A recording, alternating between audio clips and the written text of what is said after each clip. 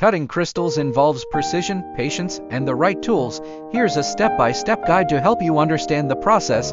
Step 1. Gather tools and materials. Crystal to cut, for example, quartz, tourmaline, etc. Diamond saw or lapidary saw for rough cuts. Faceting machine for precise shaping. Dremel tool with diamond tips for smaller details. Polishing pads or wheels.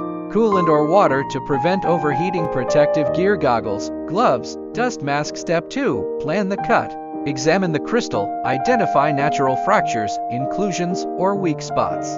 Mark cutting lines. Use a wax pencil to outline where the cuts should be made. Decide on the final shape, like cabochons, faceted stones, or rough pieces for display. Step 3. Rough cutting. Secure the crystal to prevent movement. Use the diamond saw to make the initial cuts along your marked lines. Keep the blade cool with water to avoid damaging the crystal. Step 4. Shaping and refining. Use a grinding wheel or a Dremel tool to refine the shape, smooth edges, and create facets if needed.